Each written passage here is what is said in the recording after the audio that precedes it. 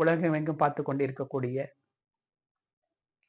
Online astro Kannan TV நேயர்களுக்கு அனைவருக்கும் அன்பு கலந்த வணக்கங்கள். உங்கள் ஜோதிடர் செந்தில்குமார். இன்னைக்கு நாம் இந்த சீரீஸில் பார்க்க போறது மீன ராசியில் பிறந்தவர்கள் பணவரவு அதிகரிக்க எளிய பரிகாரத்தை பற்றி பார்ப்போம். அதுக்கு முன்னாடி நம்மளுடைய சேனலை லைக் பண்ணுங்க. இது வரைக்கும் சப்ஸ்கிரைபர் பண்ணாத இருந்தா சப்ஸ்கிரைபர் பண்ணுங்க. அப்பதான் நாங்கள் போடக்கூடிய புதிய வீடியோஸ் உங்களுக்கு நோட்டிஃபிகேஷனில் சென்ட் ஆகும். இப்போ நம்ம வீடியோக்குள்ளே போகலாம். மீன ராசியில் பிறந்தவர்கள் தனவரவு அதிகரிக்க என்ன செய்ய வேண்டும்? மீன ராசியில் காலப்புருஷன் தத்துவப்படி 12ஆம் வீடு தான் மீன ராசி. மீன ராசி ஒரு நீர் ராசி. அந்த வீட்டில் பூரட்டாதி நட்சத்திரம், உத்திரட்டாதி நட்சத்திரம், ரேவதி நட்சத்திரம், இந்த 3 நட்சத்திரம் கொண்டதுதான் மீனராசி. மீனராசிங்கிறது அந்த வீட்டின் அதிபதி குரு பகவான். எப்பொழுதும் அந்த மீனராசியில் பிறந்தவர்கள் ஆன்மீகத்தில் அதிகம் இருக்க வேண்டும். வியாழக்கிழமை கண்டா கம்பல்சரி ஏதோ ஒரு கோயில், உங்க வீட்டுக்கு அருகாமையில் இருக்கக்கூடிய கோயிலுக்கு போயிட்டு வாங்க.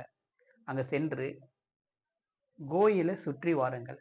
ஏன்னா 12ஆம் இடங்கிறது சுற்றி வரக்கூடிய நடப்பயணம் செய்யக்கூடியது 12ஆம் பாவம். அப்போ உங்களுக்கு 12வது ராசியா இருக்கும் பொழுது கண்டிப்பா நீங்க கோயிலை சுற்றி வரும் பொழுது கண்டிப்பா அந்த குரு பகவானுடைய ஆசீர்வாதமும் உங்களுக்கு கிடைக்கும். அதே மாதிரி ஆன்மீகத்தில் இருக்கக்கூடிய நபர்களுக்கு நீங்க சேவை செய்யுங்க. அதே மாதிரி அடிக்கடி கிரிவலம் போகணும்.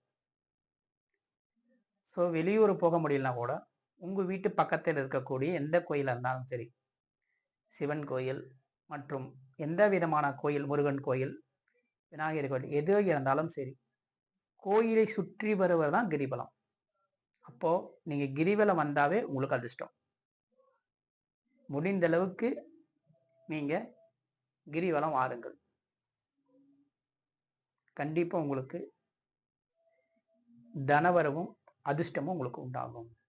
மீனராசியில் பிறந்தவர்கள். மீனராசிகள் பொறுத்த வரைக்குமே எப்பொழுதும் பார்த்தீங்கன்னா ஆன்மீக சேவை செஞ்சுக்கிட்டே இருக்கணும். ஆசிரியர்களுக்கு உதவி செய்வது, பணிவிடை செய்வது, இதெல்லாம் மிகப்பெரிய சிறப்பு.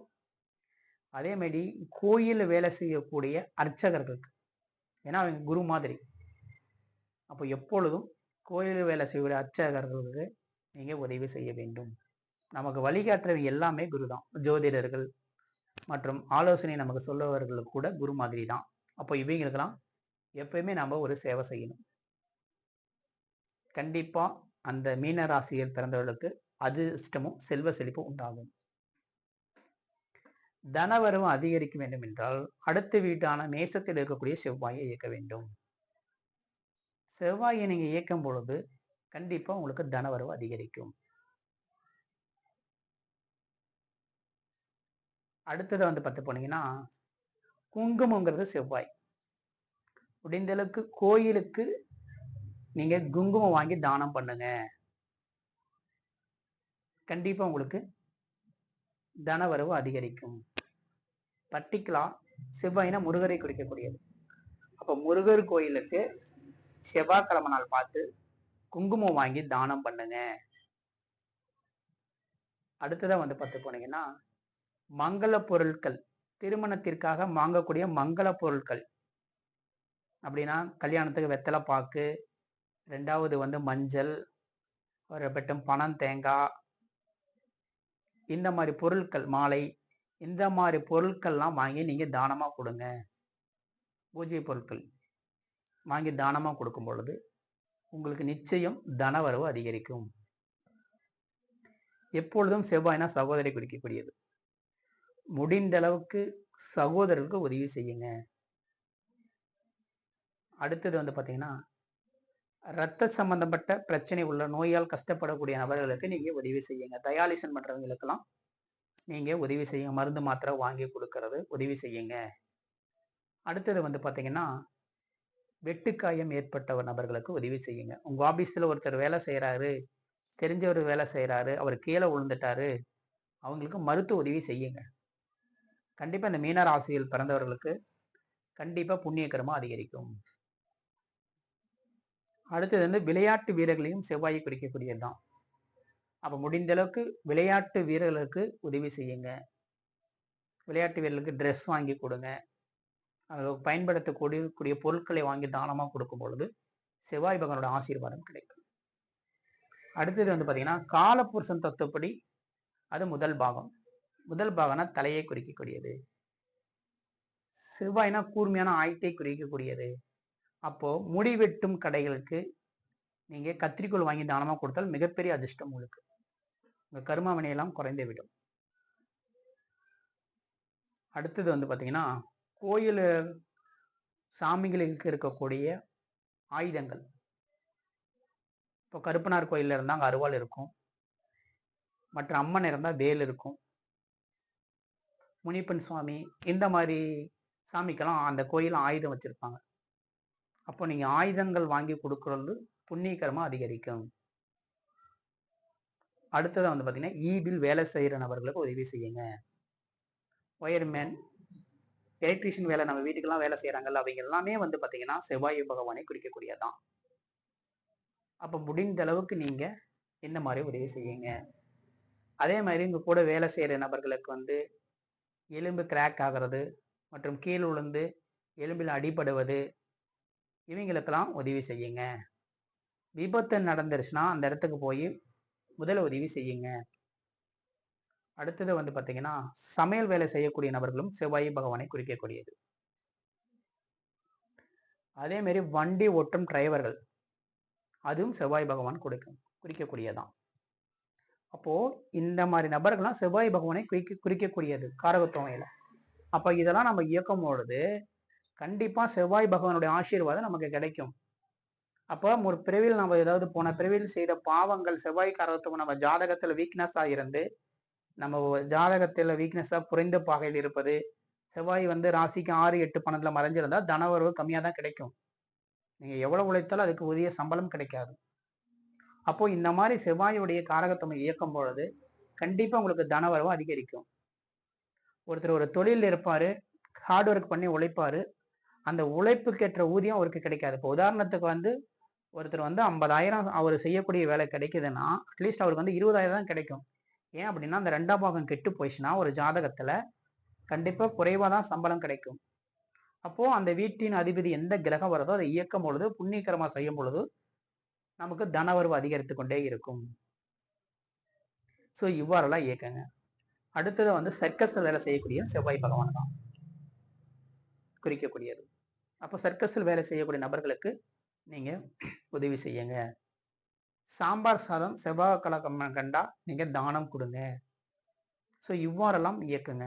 அதே மாதிரி மலை மேல இருக்கக்கூடிய முருகர் வழிபாடு செய்து மிகப்பெரிய சிறப்பு. அதனால் நீங்கள் மலை மேலே இருக்கக்கூடிய முருகன் கோயில், இப்ப பார்த்தாங்கன்னா பழனியில இருக்கக்கூடிய முருகன், அது செவ்வாயோட கதிர்வீச்சு அங்க விழுவுது. அதனால நீங்க வந்து செவ்வாய்க்கிழமை நாள் பார்த்து, அல்லது செவ்வாயுடைய நட்சத்திரம் அவிட்ட நட்சத்திரம், சித்திரை நட்சத்திரம், மிருகசீரிஷ நட்சத்திரம், இந்த நட்சத்திர நாள் சென்று நீங்க முருகர் வழிபாடு செய்யுங்க. நிச்சயம் உங்களுக்கு தனவரவு அதிகரிக்கும். அடுத்ததான் வந்து பார்த்து போனீங்கன்னா, செவ்வாய்க்கிழமை நாள் நீங்க முருகர் கோயிலுக்கு சென்று முருகருக்கு மாலை வாங்கி போடுங்க. கண்டிப்பா நினைத்த காரியம் உங்களுக்கு வெற்றி கிடைக்கும். அதே முருகருக்கு கிரீடம் வைக்கிறாங்கல்ல, அதை வாங்கி தானமா கொடுங்க, கோயில்ல கொடுங்க. கண்டிப்பா நிச்சயம் தனவரவு அதிகரிக்கும். ஏன் அப்படின்னா செவ்வாய்னா முருகரை குறிக்கக்கூடிய. அதே மாதிரி மேசம்னா தலையை குறிக்கக்கூடிய பாகம். அப்போ அந்த மீனராசியில் பிறந்தவர்கள் வந்து முருகர் கோயிலுக்கு சென்று அங்க கிரீடம் வாங்கி சாத்துங்க. கண்டிப்பா நினைத்த காரியம் உங்களுக்கு நடக்கும். ஸோ இவ்வாறெல்லாம் நீங்க இயக்கினீங்கன்னா மீன ராசியில் பிறந்தவர்களுக்கு தனவரவும் பணவரவும் அதிகரிக்கும். ஸோ இது பொது பலன். உங்க ஜாதகத்தில் நீங்க என்ன லக்னத்தில் பிறந்திருக்கிறீங்களோ அதுல இருக்க 2ஆம் பாவம் என்ன கிரகமா வருது, அடுத்து என்ன அந்த கிரகம் என்ன நட்சத்திர சாரத்தில் நிற்கிறது, 11ஆம் வீட்டு அதிபதி எந்த பாவத்தில் இருக்கிறது, அதை நீங்க இயக்குங்க. 11ஆம் பாவ அதிபதி என்ன நட்சத்திர கர்மப்பதி வாங்கியிருக்கு, என்ன கிரகம் வாங்கியிருக்கிறது, அந்த உணவு காரத்துமையில தானம் கொடுங்க. கண்டிப்பா நிச்சயம் 100% தனவரவு அதிகரிக்கும். ஸோ இவ்வாறெல்லாம் இயக்குங்க. சரிங்களா? நன்றி. நான் ஆன்லைன் ஜாதகம் பார்த்துட்டு இருக்கேன். வெளியூர் நபர்கள் மற்றும் வெளிநாட்டு நபர்கள் ஜாதகம் பார்க்க விருப்பப்பட்டால் டிஸ்கரி பாக்ஸில் என்னுடைய செல் நம்பர் இருக்கு. நீங்கள் அப்பாயின்மெண்ட் எடுத்து என்னிடம் ஜாதகம் பார்த்து கொள்ளலாம். நன்றி. அடுத்த ஒரு பதிவில் சந்திக்கிறேன். வாழ்க வளமுடன். நன்றி.